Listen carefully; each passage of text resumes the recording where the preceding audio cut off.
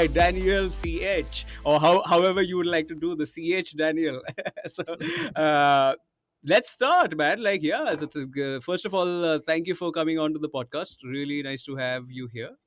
Thanks for having me. I'm honored. Very, very happy to get this going. Let's get Oh it. yeah, and it is very funny how we actually, it was such a. I think you did a podcast with Hiten, Hiten Shah, and then I put in a question, and that's how actually, you then I think got him to ask the question. I don't even know if you remember, but that's how I actually interacted with you for the first time, and then I was like, okay, Yeah. and I was seeing your journey with how you've been building in, and you know what, I think there is building in public, and then there is a Daniel way of building in public, and I'd like to do a bit about that because it's very different. It is very value loaded, upfront, aggressive, like, let's go all in rather than sharing. Oh, I had a cup of coffee today. I had and today I fired somebody or hired somebody. You're like, listen, guys, none of that is relevant. Let's go in for the kill. Let's actually give you some really valuable stuff. So we'll actually get into that because I was really impressed by that, and that really got me to think that you'll be a great guest here. Um, so let's I start appreciate with you saying that. yeah, and let's start with your origin story. Help us out. Like, who is Daniel? Is it Daniel CH? Is it CH Daniel? Like, tell us all about how you've reached to where you've reached and where you're going with what you're doing. It's either Daniel CH or CH Daniel. Whatever rolls better off your tongue, whatever you Got it. prefer. Or just Got it. Daniel. Or just CH, I guess. Got it. Uh, my quick story in a couple of sentences is I'm currently 23. I am on my way, on my very ambitious way to, first put my family on a platform of wealth. And I mean my family now and my future family, so to speak. So Mm-hmm. thinking about my ancestors and that. But anyways, that's very, very long term, so to speak. At the moment, I founded a business with my younger brother who's 17. Mm-hmm. Back then he was 15. LegitCheck.app. As milestones, just to eyeball us, we have 7 million all-time users, Mm-hmm. and we made $200,000 last year. And these are all public figures, so Sure. it's. I mean, it is boasting. I can't. I can't. I can't claim it isn't boasting. But I'm not hiding behind my finger saying No, it is not no. I mean, public. yeah. I mean, like, just to add there, I think it's like, I mean, it's not. It's people talk about it as boasting, but I think it's not boasting if it's true. So it's like Yeah, I guess. it's slightly So different. Yeah. So it's all transparently shared. So it's both, but I'm believe me when I say this, I also share when it gets bad. We used to do Mm-hmm. 18, 20K a month, then we Mm-hmm. shrunk down to 12K a month. I share that as well, and I said, look, as much as obviously in the short term it is not pleasant per se, I'm not joyful because of it. I said I'm sharing this public, and here I am eating what I cooked. Anyway, so legit that app with my younger brother David, who is a wonderful, magnificent. He's the next Steve Jobs, if anybody asks me. I also run a community, Reddit SaaS. That's /r/SaaS. We've got about 24,000 people there. Mm. I'm building another tool called Simple.Ink. It turns your Notion pages into a website. This is almost done. We already have an email list of about 3,000 people. Mhm. And let's see what else. Oh, I also have a podcast called the Mhm. Usual SAASpects, Yeah. SaaSpects, Right. where this is how we got in touch. So with Mm. Heaton, I've actually had two episodes: a Right. live AMA, which is where Mhm. we've interacted, Mm. and then a one-on-one conversation, just like the one we're having now. Right. And yeah, I guess this is mostly my bio, plus a bunch of other smaller things. But uh, don't want to take too long with this intro. No, no. I mean, we're all about it. So, what got you started though? Like, so let's go back. Let's rewind a bit because I like to do a little bit of rewind and then come back to like where we are at, and then Yeah. probably go a little forward. So let's rewind a bit. Like, there's no legit check. There is no simple ink. There is no none of that. Who is Daniel in that moment? What's happening? Like, before all of this, like, where did the, let's say, spark come from? Have you always been like this, or is it something that you saw or read or just got inspired somehow? Well, I'll tell you this: my first job was at 12. I was doing Uh, accounting, so to speak, but like it was a manual mhm. effort. So I was just transcribing stuff from paper to digital, and that's how I made my first money being paid. I think I did sell stuff when I was 8 or 9. I Mhm. started my first online business at 15, and my first Mhm. online international, it was an e-commerce. It was a shop at 16. But where this all start, I've had this on a podcast a couple of weeks ago, and the guys asked me, "Have you always? When did you get into entrepreneurship?" And I said, "Look, my dad's a doctor, and my mom was an accountant, and they both had their own shops, nothing too big, just literally mom and pop shop. But each one of them had their individual store." And Mm, I said, "Look, it was only when I was 18 or 19 in London when mm, I realized, holy shit, I can actually go get a job, and that's how mm, I can cover, like, it's guaranteed to pay your expenses because I can earn this amount of money, my cost at this." So up until 18, obviously I knew I could get a job, but it wasn't an option for me. And I understand how much of a luxury that is oh yeah. to know that. But anyways, what I'm trying to say is that in my mind, my MO was business. It's got to be a business because I knew I had high aspirations. Mm, So the reason why I mentioned my parents was because the two of them being on their own with their own businesses, and I guess even my dad as a doctor, he was mostly independent, like a mhm, sole trader, like his own clinic or his own whatever. Um, it was just instilled in me that mm, it's the main way. mm. And now I'm lucky enough to be able to practice it, and this is how it's going so far. Nice. So there are some early roots, but you know what? As a fellow entrepreneur, I don't like to read in too much into it because I'm like, you know what? All these people who trace back and this and that, and I'm like, you know what? All of us are very similar. We just figure it out as we go along, and we find something, we start working on it. It goes one thing leads to another. There's no path, and that's what all entrepreneurs know. And I think the day that they think there is a path, you're going to end up getting screwed in your business. So I think it's like one of those Exactly. things where you just take it as it is, and who knows what's going to happen tomorrow, who knows what you're going to build tomorrow. So origin stories are great just to have a background, but I feel all entrepreneurs, I'm sure, share this as founders, that it's just like you see something or you think of an idea, you just do it, and that's it. Like whatever else was before it and what's going to come in the future does not matter as much. It's just the legit app, okay, fine, let's just check, let's do it, okay, fine, that's it. I mean, it's not as much as people like to give it. It's the execution, right? Which Yeah. of course brings me to the next question for you: is how important do you think that's been for you, because you're a heavy execution guy. At least that's what we see on the front end of the business is, when you're active on Twitter, you're all about your, like, even right now, this podcast was like, okay, uh let's just get on the podcast. You're like, okay, cool, let's do it, and that's it. Like, there was no back and forth, no planning, there's no, you're like, okay, cool, because you're, so how important do you think that has been in your, let's say, journey so far? I get what you're saying, and I tend to disagree with what you said earlier. I think it is important what's happening before, because it's, Mm, to me, it looks like one continuous journey, or one mm, continuous thread, and I see this with others as well. So I can go on into stuff where I've literally sank hundred tens of thousands, if not hundreds of thousands of dollars, and sure. that was it was I mean, obviously, again, it hurt in the short term, but in the long Mm, term, it was as if I was paying for my MBA. mm, So all the stuff I mentioned, I think from the first dollar, because this is why you get somebody who, one of the classic stories. I worked in finance until I was 35, and then I mhm. started this company. It all just went in one go, or it kind of failed, but it was the first company that went through. Obviously, all these 35 years, or I don't know, Of course. 15 years in the business setting, in the how should I say this, in the job, Mm, shaped what happened there, as opposed to me starting at 15. mm, It's not like somebody at 35 after working at JP Morgan Chase is mm. going to be the same as I was at 15, Right. simply because this is day one in an Mm. online business or an entrepreneurship. So yeah, what was your question? Sorry. How do No, I no, no. grapple with execution?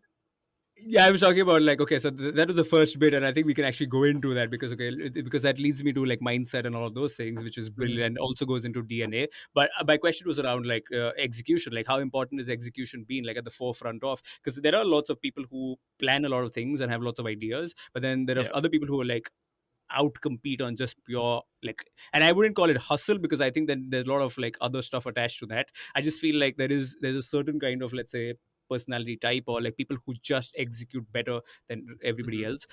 So how important do you think that's been as part of your journey so far in, like, the execution side of things? I get it now. I'm a person who tends to naturally think about stuff. So Mm, I as much as this all looks like that, and I'm aware it Mm, looks, but hint to people, what happens on Twitter isn't. I mean, it isn't what happens in real life. I mm, can the only reason why I can keep posting stuff like this is because I keep on doing. But if I would stop doing it, I would start slacking off.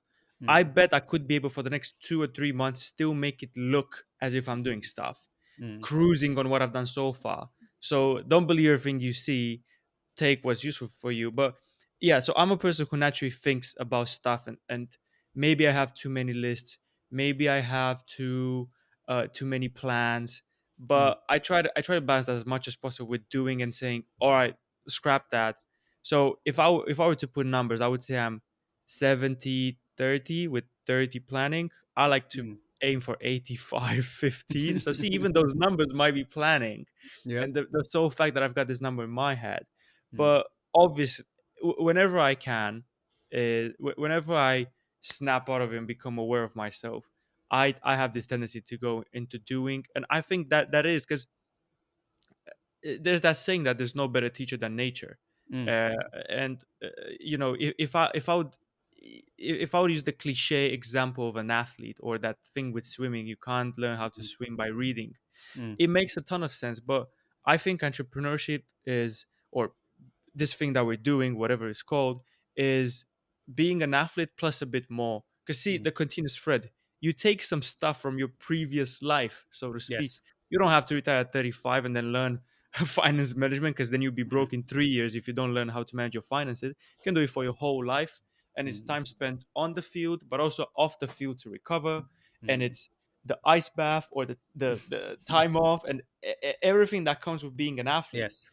Mm, So ask athletes how much is the execution, and mm, maybe that's what you should be aiming for, if you mm, ask me, and that's what I'm trying to aim for. Am I reaching it? I don't know, but I know what I'm aiming for.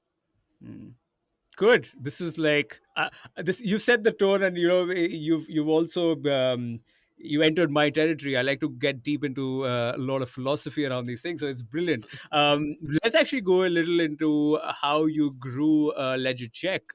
That's, I think, Yeah. something that will give us a lot of other things about about you, and like the entire approach, and how what is that journey like start give it go back to a little bit of the start, and like, okay, what was happening, how do you guys come up with the idea, and initial customers, maybe product market fit as usual, and how did you actually grow that thing?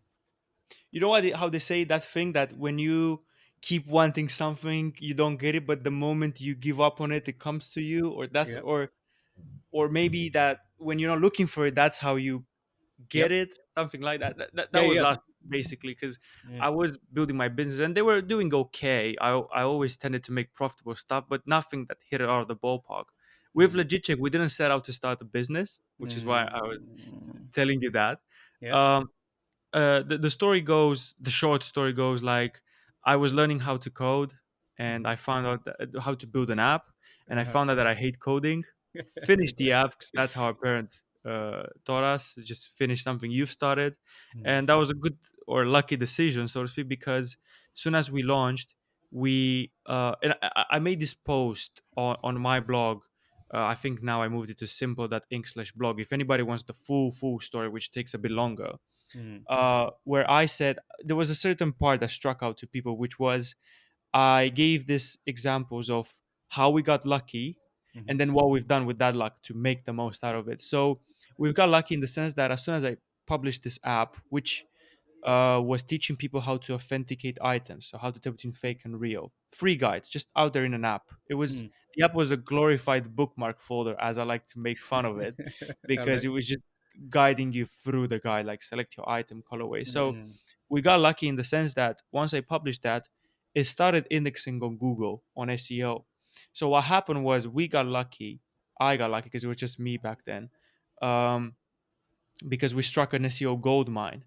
There mm, was a growing trend of a need for fake versus real guides, but at the same time, it was underserved. And then mm, these guides, which were far from optimized, far mm, from search engine optimized, started indexing, and we kept reaching milestones like 5,000 users, 10,000, mm, 20, 50, etc. At about 100,000 users, I also made an Android app, mhm, and at about 350,000, so 2 years after, That's when I got my younger brother into it and we turned into a business. He was Mm. 15 back then. I was what, 21, I think? Mhm. Mhm. Yeah, yeah, 2021, not sure. And that's when we turn into a business. We start offering a service. So in the meantime, so as I said, we got lucky with SEO. What we've done with that luck is that we've actually learned SEO and Mhm. we've tweaked the knobs, we've made the most out of it, and we understood why we got lucky in the first place, because you can't be shooting blinds, you can't be Mm. navigating without a light. Mm. So we've understood what we've done, we made the most out of it, and yeah, the service was pretty simple. So we had this big user base, so to speak, and we said, okay, you can pay us $20. We'll come back with a verdict, fake or real. And Mm. then we've also got some other services. I'll just mention one, but there are also multiple small services. We've got a certificate of authenticity. Mhm. So if you paid via PayPal or a credit card, you can start a dispute process Mhm. if you've been sold fakes because you've got a valid reason. Mm. Our certificate comes in and attests the fact that your item is indeed fake. Because if you do that, PayPal will say, "What proof have you got Mm. that the item is indeed fake?" Mhm. Um, and yeah, this is where our certificate comes through. And this is just an example of another service. Mm. So yeah, that's the beginning story of the app itself, which started in November 2017. Mhm. So what? It's soon gonna be 4 years old. Am I doing the Mm. math correctly here? Yeah. Yeah, yeah, yeah, yeah. So Somewhere, 2 years somewhere there. into it, yeah, Yep. 2 years into it, we turn into a business, Mm. and yeah, that's the beginning story, the origin story of it. Okay, and like, when you're doing that, and when you're growing this, of course you come to a realization that, okay, of course you're looking at those kinds of numbers. There's a lot, sort of, let's say, lots of ideas that go through your head. And then, so how did you actually grow it from there? Because one thing is that a lot of people struggle with is traffic is one thing, okay, but then how do you actually turn that into a revenue generating thing? Because so many SaaS ventures, for example, have a lot of free users, for example, or so there's a massive difference between getting traffic for something versus actually turning that into a proper business. So what is that journey like, or what was that transition like? Um, my answer is don't listen to me when it comes to this answer, because let me put it this way: I don't think we're doing a good enough job. Mm. Okay, $200,000 sounds interesting, sounds okay, but let me put it this way: 7 million all-time users, Mm. 3 to 400,000 monthly unique users, 200,000 a year. If somebody would come to me and say that, I would say, "Y- y- you're not that's a huge gap between the numbers. What the Yep. fuck are you doing?" Right. So I'm saying maybe don't listen to me. Mm. What at the same time, what we're doing is we're charging $20. Our Mm. competitors are charging 75 cents for the Mm. same service, which is less reliable, has got a smaller rate of accuracy, but we've optimized for our lifestyle, and we are aware we're leaving money on the table. I think we could do more if we could do more in revenue if we would charge $5, but then uh, that increases some other metrics. But back to your question, what happens when you've got a lot of users is, I would say, a couple of things. One, have a look at some industry metrics, because off the top of your head, like napkin math, you're always going to be off. You can't do the napkin math and assume 10% or Mm. maybe 0.1% conversion rate. Depends on your industry. Some industries convert better than others. You're probably always going to be far off with your estimation if you don't know these industry averages, and then you'd be surprised maybe if you're doing a good job. That's number one. So don't just base it on your speculative estimation. Number two is uh, pretty basic business advice. Do something, Mm. make something people want. And I Mm. understand how trite that sounds, because it's literally the thing you hear everywhere. Or I can see some other stuff like find the value metric, blah, blah. But the thing is, I don't have a silver bullet answer here. And I don't think Mm. there needs to be a silver bullet answer when it comes to Mm. this question, because as boring as it sounds, as trite, as overstated as it sounds, these are the basics, the fundamentals of Mm. business. Finding what it is that you help people with. I can mention some frameworks like jobs to be done or rise, whatever acronyms people Mm. find, whatever. Yeah. But ultimately, those are just 700 different ways to get back to the basics, which is what are people paying for? Mm. Because back 100 years ago, people were making profitable businesses, and a thousand years, I mean, I don't know, 100 years from now, people are going to make profitable businesses. And I'll tell Right. you what, they will have probably the same basics, which is people are paying for something that they give value of. Sure, Mm. the details are gonna be different 100 years from now, so or 100 years backwards. But there's no silver bullet other Mm. than asking people, talking to them, and then making an estimation yourself. And that's the game of business, isn't it? It is, You. yeah. Mm. This is why people like to equate business with risk taking. It's because you have an estimation, you shoot your arrow, and you see where it lands, and then you Mm. readjust. Nice. I like your. I think I can go on for the next few hours just listening to your philosophy on this. No, because it's refreshing to move away from. I was just telling my previous podcast guest, and I was like, "Hey, I'm asking these questions, but always keep in mind that it's not me who's asking questions. It's like me reflecting through whatever it is that I Exactly. feel that where people are who listen to this podcast and what they sort of, let's say, will either listen to, or something that they would sort of find, let's say, informing them. But Yeah. like, as a fellow, let's say, entrepreneur, founder, uh, absolutely, like, that's one of the reasons why I feel that over intellectualizing something always lands you in trouble, is because you try to apply a framework, and these people, or the founders, or the especially young founders, they think that they read this thing where, oh, Bill Gates is recommended reading list, and they'll start doing all this reading business of 20,000 books every year. And the problem is, you can't run a business with that. Okay, fine, you can like get maybe some insights, or some maybe a spark of inspiration, or whatever, maybe some angle.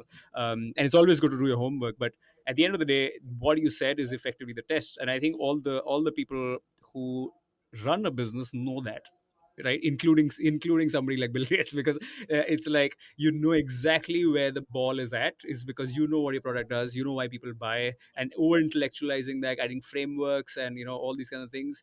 I feel a lot of this is around boardrooms, and a lot of very large corporations trying to justify their decision making, rather than the Mhm. actual application of moving the needle and actually growing the business. So Yeah. absolutely on the same page. Yeah, you want to say I, something? I don't know what happens in large boardrooms. I've never been, but uh, ultimately, yeah. To your point, to piggyback on what you were saying, if you read all these books, I don't think there's anything wrong with it. We mm, all know it would be wrong to spend 100% reading, 0% doing. But the yes. thing is, even if you're 80/20, 80 reading, say 50/50, if Mm, you're not more into executing than reading and mm, informing yourself, how are you gonna know which ones to apply? Because mm, ultimately it's you're getting a toolbox out of all these books. mm, And sure, you are clearly saving some time and some pain and some money and all that by reading and not learning by yourself. That's the greatest gift of humanity. We can pass information and knowledge throughout the generations, and that's mm, why the book was a turning point. The Gutenberg press or whatever mm, was a turning point in humanity. But if you have a toolbox that's too heavy and you mm, still don't know when to use a screwdriver, when to use a pickaxe, mm, what's that all good for? Unless you apply, because every person is. I can think of an example or a couple of examples where you learn all this stuff, but ultimately you have to see what works for you, and you mm. always know more than you will have done. We Yes. as humans, we didn't get to a point where our life is fully 100% efficient. Mm. Neither will it be fun, I guess, but that's what we're saying now in the year 2021. Yeah. We'll see how that goes in the next centuries, I guess. Yeah. Yeah. Yeah. So I think what you point out, and I've actually tried to sum it into something called as action intelligence, and I feel that's Hmm. an actual thing, because that's a skill that actually what people need to work on. And again, when I say that, I'm a little mindful, because then somebody out there will be writing taking out their book and writing down, oh, I need to go and learn action intelligence, and that's what I'm talking about, right? We're talking about the essence of, or just understanding. I think a lot of people try to make a checklist out of everything. And I don't Yeah. think you can do entrepreneurship with a checklist. I think you have to, like you said, you have to develop that intuitive feel of your own understanding, your own situation, your own, Yeah. and that is what I'm saying when it comes to. So absolutely, I think the execution will inform, what you need in that moment. And all of these things are good, but then at the end of the day, you'll need to have the action actually inform, rather than the other way around. Keep I'll give testing. something else because I feel like the Mm. answer wasn't really strong enough Mm. because I said go back to the basics. Yes. One quick thing I want to add is, uh, and I guess look at 3, 6, 9 months from now on to see if my advice actually, because what advice I give now applies Mm. to what I've done so far and what I'll be doing in the next year. So like I always Sure. try to look at somebody who is right now where I want to be in 2 years. So Mm. anyway, forget that. What I was trying to say is, I think a very, very important, the most important task or the most important skill when it comes to execution is, and it's a sense you develop it. This sense of what actually matters, what does Mm. matter right now. Because as you said, I did try and put myself in the shoes of a moment where I would try to defer doing for Mm. learning. Because you Mm. said I'm somebody taking notes, and again, nothing wrong with that as Sure. long as you have this sense developed, and it is Yes. something you develop with time. What really matters, what will move the needle now? Mm. And unless you don't have the confidence that the needle will be moved as much as you want it to, maybe that's when it matters. Mm. What really matters, it matters that you go and learn and improve on that. Sure. But I think, and again, I'm only 23, but I feel like I gain something that others gain at 30 or 35, and some other times I learn something that I'm thinking, I probably should have known this some years ago. Sure. Hmm. But I feel I've unlocked something that I should have unlocked or others unlocked really way later, which is the power of saying no. And I mean, we hear as that, but ultimately it comes down to what really matters right now. Is this dumb shit? And it might not even be dumb shit. It might be something attractive, but it's not what matters at this very moment. Mm. And it feels way better than it sounds when you incorporate it. Mm. Like practical example, right now, Simple.Ink. My team is developing it. What Mm. can I? Does it matter if we're using Next.js or JavaScript or whatever? I don't know, and I'm not even technical. What Mm. matters right now is I build this email list of interested people as Mm. much as possible, Mm. and I'm pretty much switching every day between product and marketing, Mm. mostly Mm. marketing because product is already cooking, so to speak. Mm. Mm. Anything else doesn't matter right now, doesn't Mm. really matter. Mm. And it's a bit hard because you always have to judge it, but yeah, Yes. I'll end up there so we won't have all this episode just about this. No, no. In fact, it leads me to like the thing that got me super interested in actually getting on, which was the super, let's say, value loaded stuff you keep putting out on Twitter. It's not chaotic. It's not something which is distracting. It's not like let's put out hundreds of tweets. And while you may be active, but at the end of the day, you're giving us something very value loaded. And just give us a breakdown of that. Like, what have you been doing on Twitter and building up this email list for Simple Ink, and how you approach this entire thing, or are you like tinkering around, or what's happening? Give us everything about like how you're doing the pre-building work on Simple Ink. Nobody at any point has any idea what they're doing, or you might get the feeling but you don't actually know everything. Mm. So everybody, uh, I mean, just trust me on this one. Even if they claim otherwise, they're making it out as they go, and so am I. I'm no exception. With Mm. building in public is what's happening is, um I have this strange theory that nothing feels like a chore if you're getting direct positive feedback at Mm. one point. So even if I mean, it might be Pavlovian conditioning or whatever, but like even the dog who does what you're telling them to do, getting candy or whatever reward, uh, believe me, they enjoy that. So are we. Now, I'm not saying you should condition yourself and do that sort of thing, but what I'm trying to say is, if I would build in public sharing everything that I do, I can do it. But unless there's a Mm. direct feedback, positive feedback, I have to say, that unless I'm receiving that growth, that the thing that makes me tick, I'm not gonna do it. So to Mm. me, it looked very cumbersome to share literally everything, like even technical stuff. So I said, Mm. I can't be doing that because again, back to what really matters. What really matters is I have these goals, this reason why I'm doing this, and I want to have with business. What you're trying to do is you're trying to create positive feedback loops. You get more Mm, revenue, put the revenue into a company, make the service better, you get more revenue, etc. And that's oversimplified. With building in public, I try to only share stuff that I suspect will go well. I also try mm, stuff, so I like to be surprised. I'm opening myself up to being surprised. But yeah, I think most people get building in public not wrong. I guess it's better than not doing it. But thing is mm, this, just like in life, you need to it's gonna sound a certain way. You need to suffer a certain amount of pain mm, until you incorporate that lesson. mm, If you're trying to be smart, I guess, you want to minimize that pain. So that's how you can be a fast learner. And this is why you read books, but reading books is mm, not enough, or learning from other people. Now here's the thing.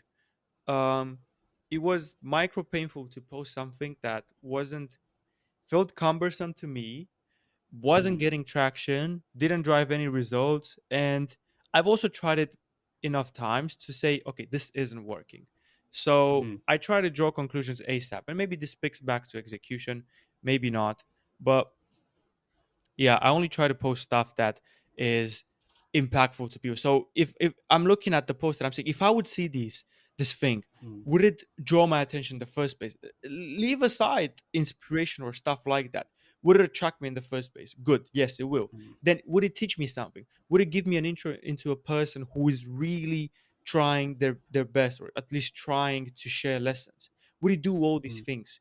And when you're sharing mm, technical stuff, unless I guess your audience is technical people, or if you're sharing the coffee you've had, unless your audience is, I mean, you see where I'm going with this.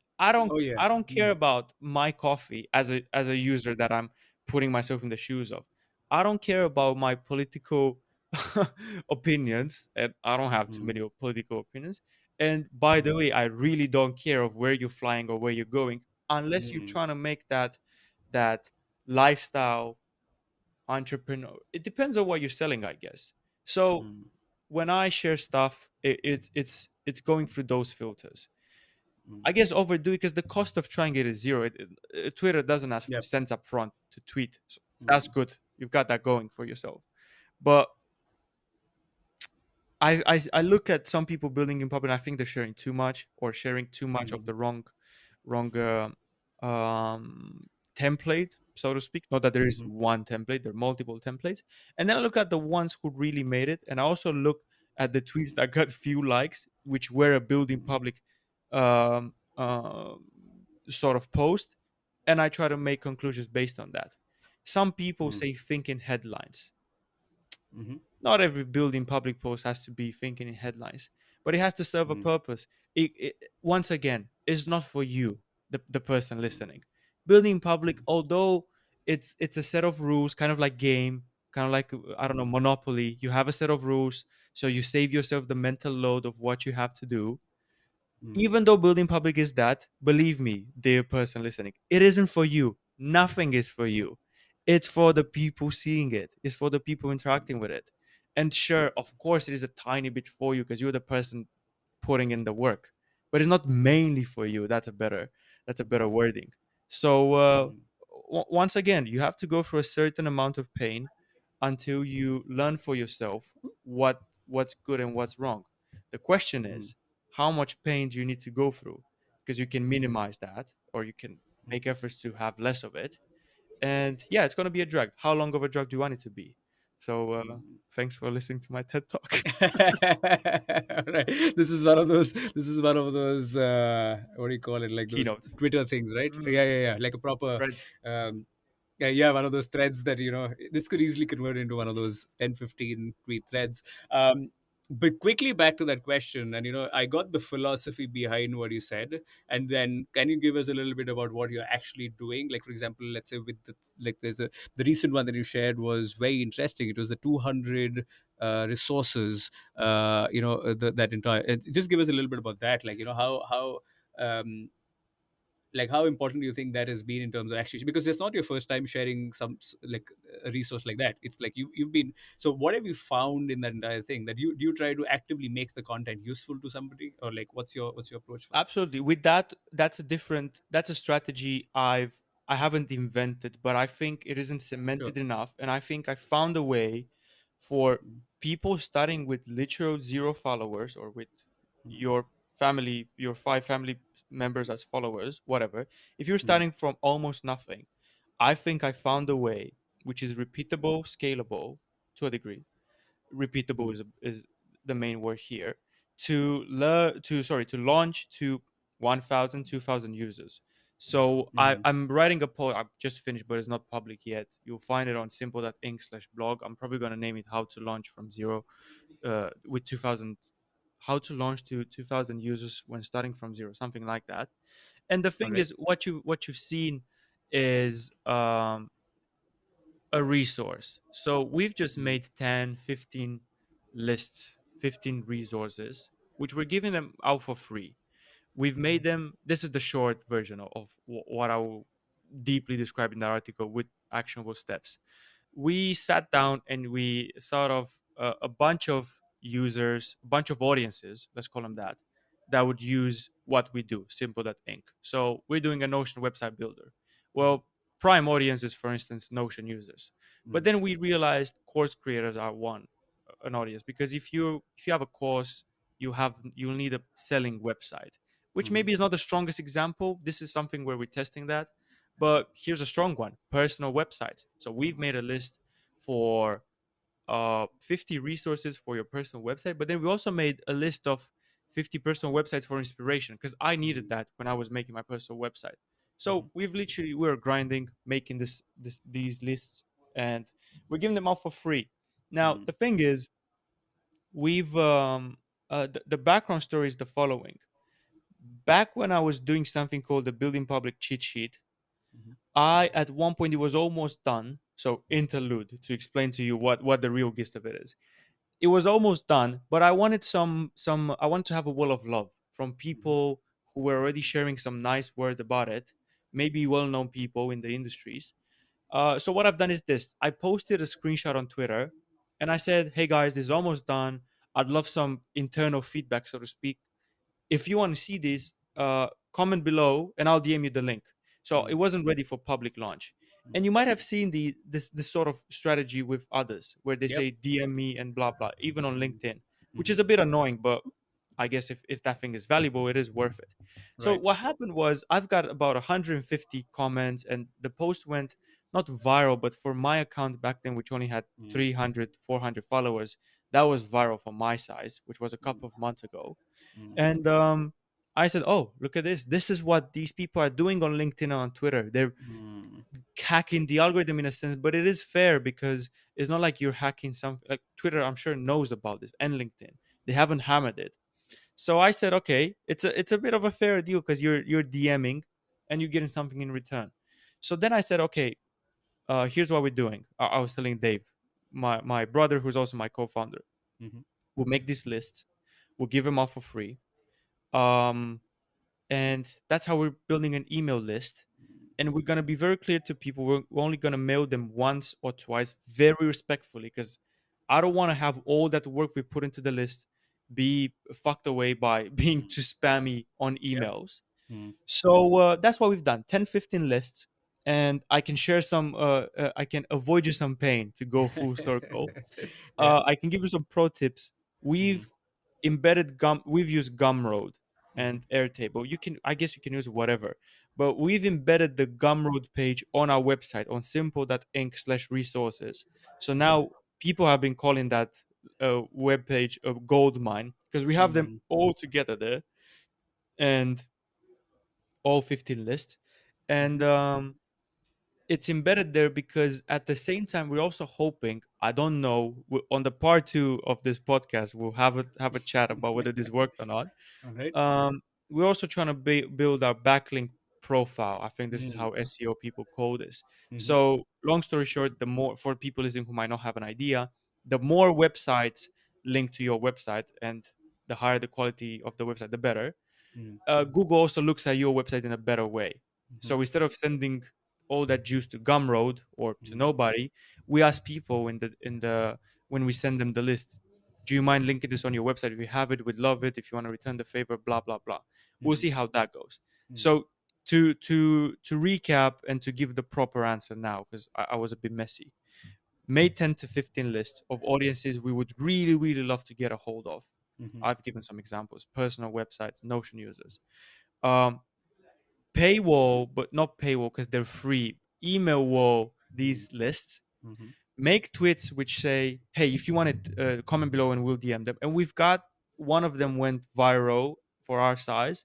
I think 1,500 replies, and we're still this was a week and a half ago. We're still DMing people one by Yeah, one yeah. because Twitter limits you to 30, 40 DMs an hour. Mm, mm, So we're still DMing people, and it is a bit of a grind. But once again, when you grind and you see that email list growing, mm, and you run some napkin math, assuming a 1% conversion rate, it feels mm, okay. You can push through that grind because mm, you're not grinding without any feedback, grinding for nothing. mm, mm, mm, Um, we're making one of them these tweets where people have to DM. We DM them. It's a bit cumbersome, but it's how it is.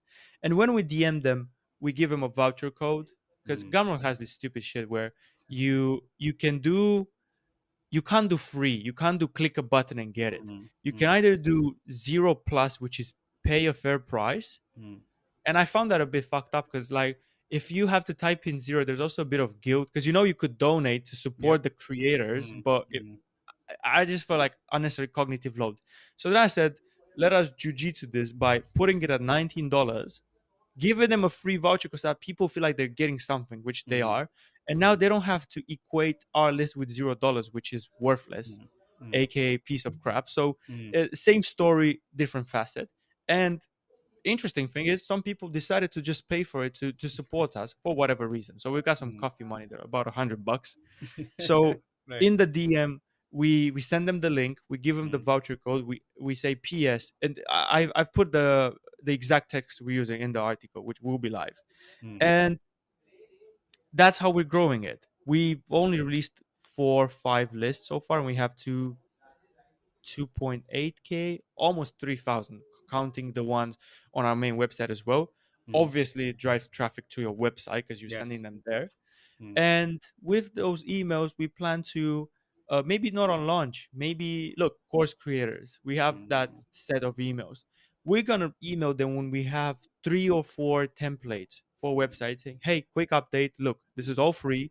You still don't have to pay us for absolutely anything. Just get the templates if you need the inspiration at least. You don't even have to use Notion. mm. So how did we get into this? We're talking about the list. Yeah. Oh no! So we're talking about the list and like what you're doing on Twitter. You're going perfectly fine. If you want me to sort of help you with concluding it, I mean, to take a little bit of load from you. So it is. Yeah. We actually, I did this twice. It was once with. There's Arvid Karl, who's an entrepreneur. I don't know if Yeah. you've seen his profiles, and Of course. He was on the podcast as well, oh, on my brilliant. So, podcast. yeah, very lovely guy. Like on Twitter, always see him like super active, like, encouraging everybody. And that was all cool. And he had this book anniversary thing where it was 1 year since his Zero to Soul book. And I said, Yeah. okay, cool. And I saw somebody else put out, say, okay, as as celebration of Arvid's book anniversary, somebody did a five book or 10 book giveaway. And I'm sitting there and I don't like to do 5 books or 10 books. I'm like, let's do it like my way. So I said, okay, you know what?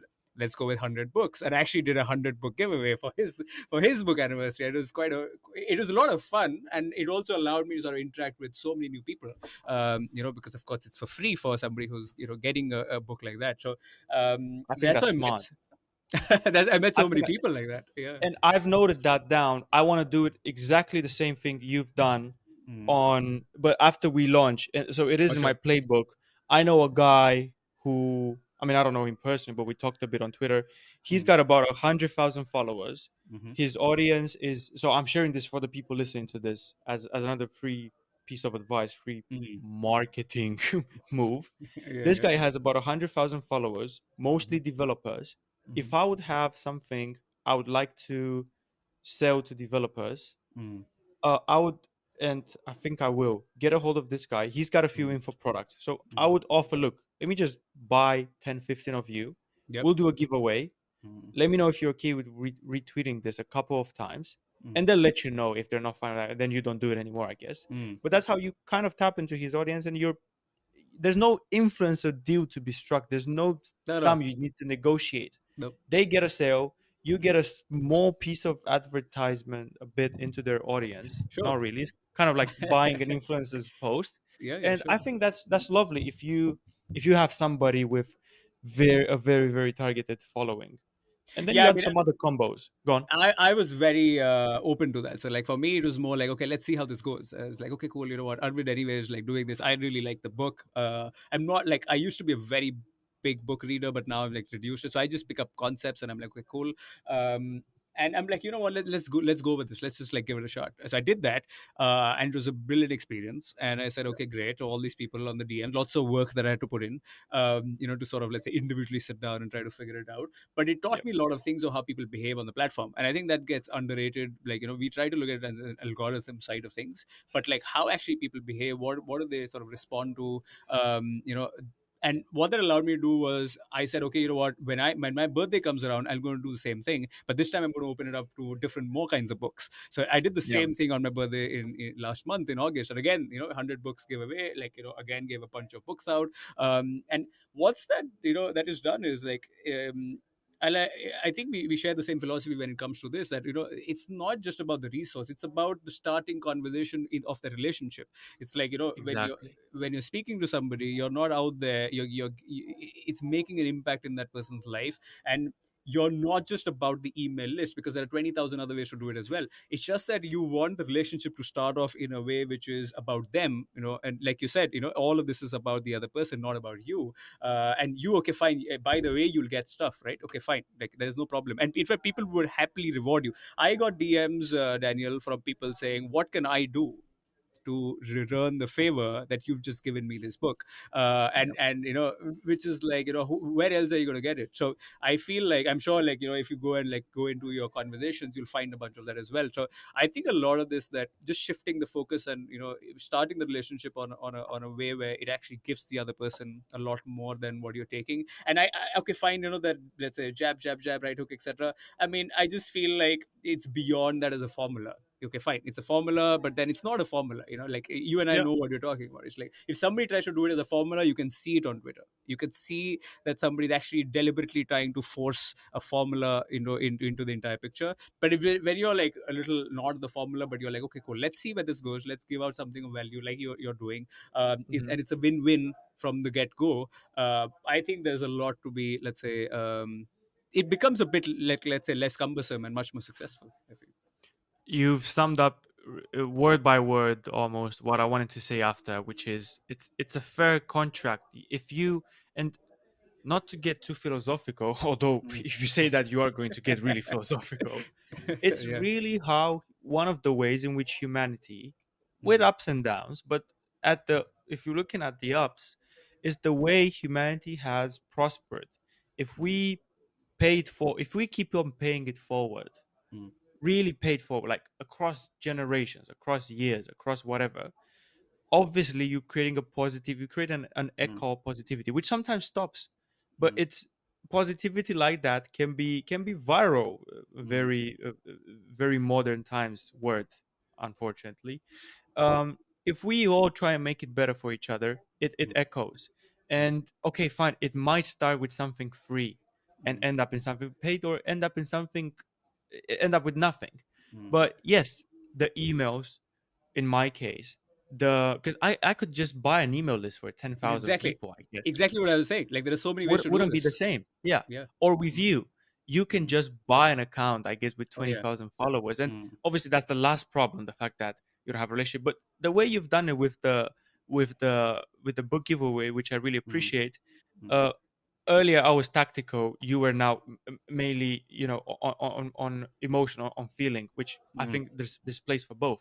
mm, That makes a relation not only with the people who've won a book, mm, but also to the people on the sidelines. If I mm, was it, I would say that's lovely. I haven't won today, but maybe I'll keep on. Maybe if I keep on trying, I'll get it some other time. And anyways, it's a nice experience. mm, So that's what I was telling my brother. I said, look, um, we are sending people to one resource because we give Mm, them a link to the very resource we're sharing, but there's mm. 15 others. Yes. So I said, look, some of them get the other stuff Mm, as well. That's mm, super good because now we don't have one brownie point. We have 7 brownie points from this person mm, because assuming they find it useful, we've given them not one list, we've given them 7 lists, mm, 15 lists, mm, 20, 1, 2, mm, whatever. They can make use of it. And they might not use it today. They might take it for maybe I'll need this at a later point. mm, That's still a very good link between people mm. because we've helped them. Hopefully. So maybe some won't become paying customers, but maybe those same very people who won't become customers will tell about us to their friends, will Mm, share us, or mm, maybe they'll give us a backlink. So um, I think it's to quote Arvid, although he said it in a very good way, and I can't remember the exact wording. He said mm. something across the lines of increasing your surface area of luck, I've, something like that. I was going to say Your, this exact same thing, and I haven't heard it from Arvid, but like but exactly the same thing. I think I said it in one of the Twitter Spaces, but it's like exactly the same thing. I was just thinking yeah, about that. like when It's luck hits you, like yeah. a paintball ball. Mm, How mm, big is the surface area? Because if the target is too small, you're gonna have mm, to weigh a bit more. mm, But if you're very wide receiving, if you have a mm, net for receiving, mm, mm. it might as well hit you. And this is what happens as well with our coffee money we've gotten from people with because Yes. it's $19 and some people said, look, I know you have a code, but Mm, fuck that, I just want to give you the money. mm, And I can guarantee you that it's we gotten way more, even though that's not the purpose, like that, mm, as opposed to opening it up for what pay whatever you think is fair. I can mm. guarantee we've gotten more this way than we would have made if we were kept that open. But I interrupted you. What were you going to say? Sorry. No, I mean, like I was saying, it's not just the luck, but also also opportunity, and other people also, like you said, people on the sidelines, but there are also other players in the market. Like for example, we are having this conversation, and now the way you've explained all the things, like our interaction, for example, and the way you've broken it down. It's not just about the people who you're doing it for. It's also the other people who are also playing. So there's Arvid out there, there's you out there, there's Hiten out there, there's so many other players, and actively Yeah. as an overall thing. And I think people forget that other people also, people notice, right? And some opportunity comes some way, some your future, if there's a venture capital deal somewhere, that's going to come through, somebody watching you from the sidelines. If there is some new joint venture with a prospective, let's say, partner in some other country, that might come from there. So I think a lot of this is not just about the customer, but like overall relationships. I think if in general, because then it opens up a lot better, let's say, conversations, and like you get to know people, they get to know you. But it's not just, okay, you buy something, I buy something, get this free book as a customer. It's beyond that, because now you're focused, like, okay, everybody's watching, right? It's not just the customer, it's everybody. And so I feel it's the surface, let's say, the increasing the surface area of luck, but also like, let's say, increasing the number of conversations you're having. Like, I look at it like that.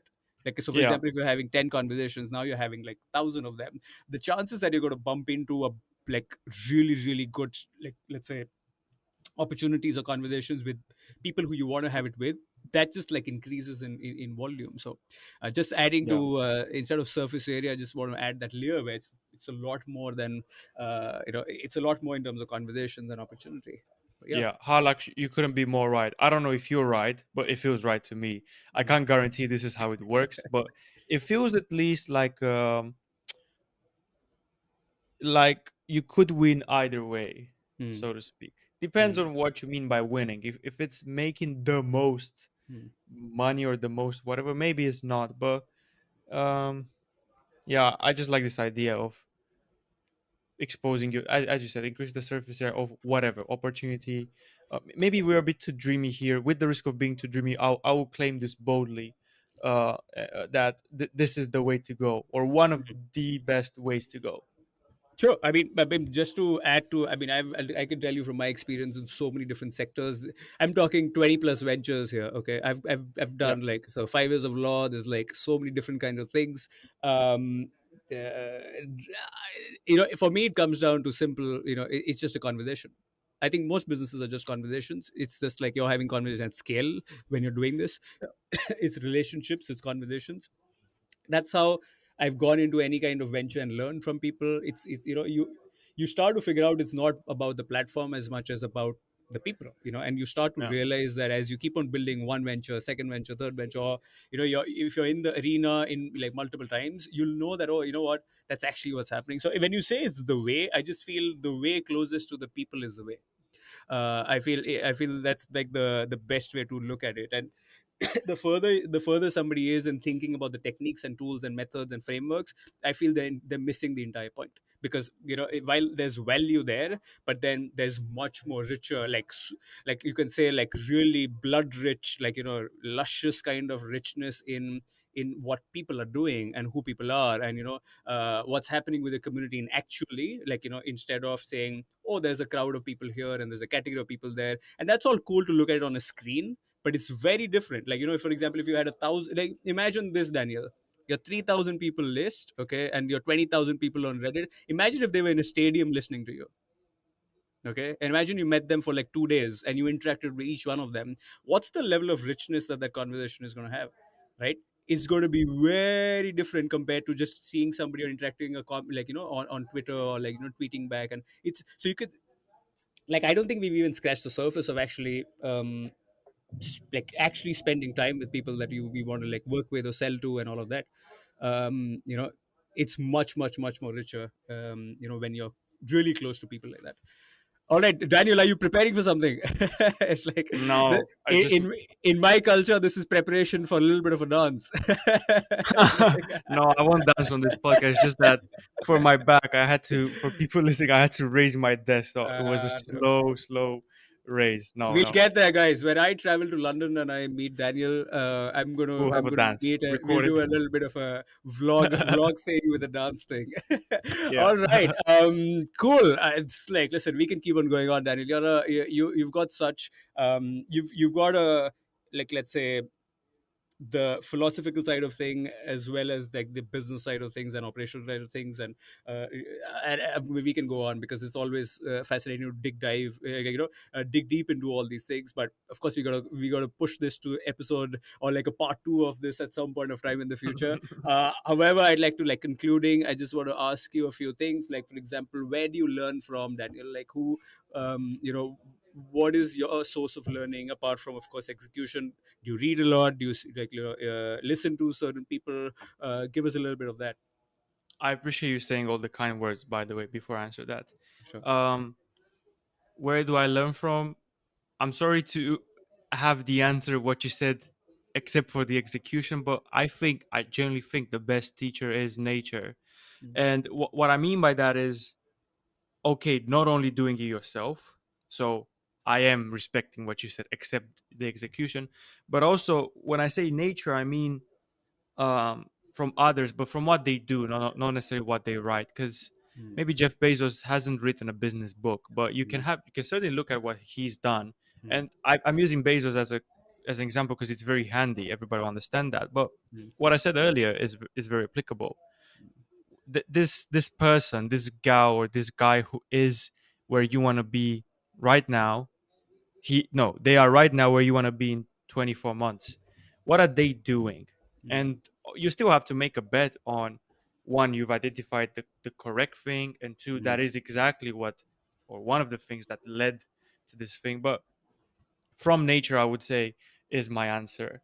um Even in a book, even in an autobiography, or in even when somebody is trying to teach you something, claiming they've done it, you can still look at nature. And maybe this is why we have this shield for motivational speakers or for self-made gurus.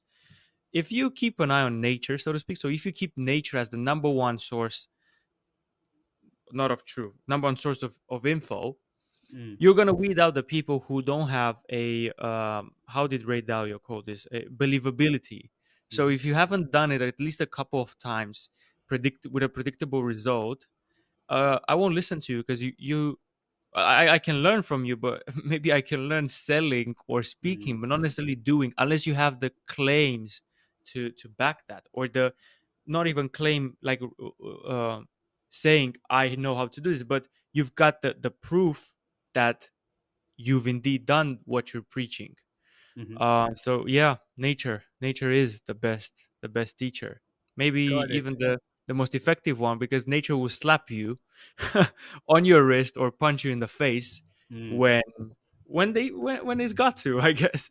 Mm. No, I think it's a great way to feed into your learning, like you're saying, and just to like let's say de-philosophize or like lower the philosophy, let's say, level of this. I would just say that entrepreneurship or doing business is a great way to sort of be as close to that as possible, and I think a lot of us enjoy that because we get direct feedback on whether something works or does not work. It's a great way to sort of understand that the levers that you're pulling or not pulling, are they working, not working? Sometimes, like you said, very self-aware about yourself. You said, okay, we lucked out a little bit initially with SEO in one of your ventures, and also to know that and understand that, okay, I mean, I always find that people who are in business typically tend to rely more on that action intelligence, or that sort of, let's say, learning from how they're experiencing it as well, rather than relying too much on books or too many on all these things. Also, Yeah, by the way, Daniel, when I ask these questions, just for clarity, is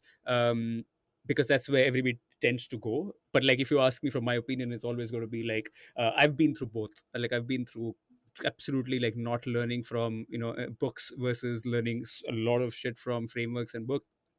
yeah. I've done all of that, so for me it's very different. But I ask for like a lot of people because they and every you'll be surprised, every guest has a different answer. Some people actually mention the book, some people actually mention the people, other people will go with, let's say, things like like you said, nature. And I've never heard nature before, so that's a new one for us. Mother um Nature. Yeah, the best Moderator. designer.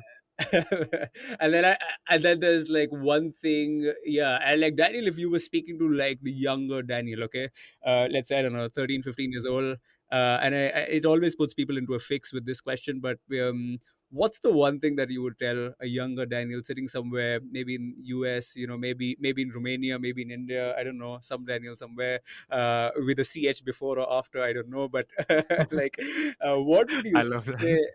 What would you say to that little kid? Uh, you I know, love your charisma.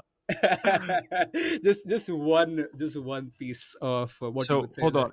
to Is that the person. question younger me or somebody else like me right now who is younger? I'm saying like a younger Daniel. It could be from Like anywhere. we're talking time traveling, yeah? I'm talking about no. I'm not saying you go back to your younger self. I'm just saying that Okay, there somebody is. else. I'm saying there is some young Daniel somewhere. I'm calling that person Daniel. Okay, A yeah. younger 15-year-old, let's say. What would you, let's say one thing that you would give them? Time spent on the field, I guess. Mm, Look, we look at athletes and we say, "Oh yeah, but they started early." mm, The beautiful thing with this is that there's no moment to start too late. It certainly helps to start early, but here's the thing: if your plan is to retire anyway, mm, what does it matter if you started 20 and your run was 20 to 35, or you started 50 to 65, mhm, or whatever? So the odds are in your favor, time spent on the field. Other than that, the 10,000 hour thing is a nice thing to remember. Is a nice concept to remember. Is it 10,000 hours that you need to spend to become a master of something? I don't know, but it doesn't matter. mm, What do you think at 9,000 hours or 11,000 hours you'd be that much different, or would it make that much of a difference on your impact? If you're at 9,000 hours, so to speak, you're anyways cruising mm, on that trajectory. But I would say time spent on the field. When people ask me, and I don't think I've done nearly as much as I plan to do, but when people ask me how can I replicate what you've done, I'm saying, look, I don't really do too much besides work in my life. There's mm, family, but it's family, work, work, family, and that's pretty much it. I don't. I'm making some conscious sacrifices, and we can talk about sacrifices, but I'm pretty much a monk.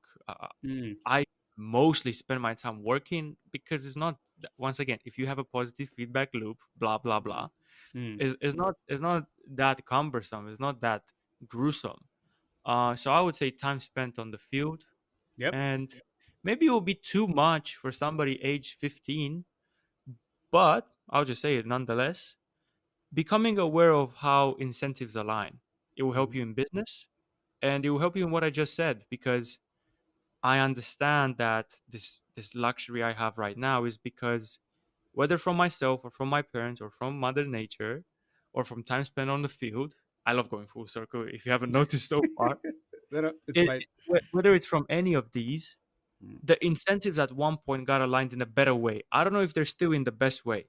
If there might be an imbalance, there might be perfect. I don't know. But incentives are aligned in a proper way, and it will help you in business and in life, and I guess even in friendships. So Mm. those are the two things I would add.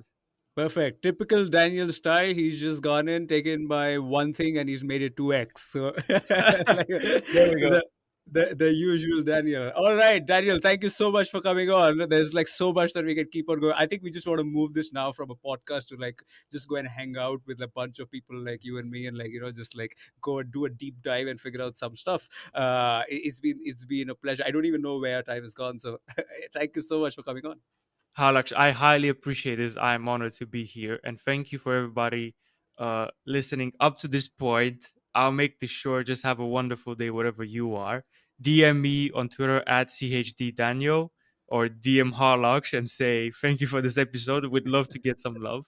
Um, highly appreciate it. And as I said, I genuinely I love your charisma. I love your energy, and I heard it before as well that your energy is very well aligned to go full circle one last time. Thanks so much. Thank you.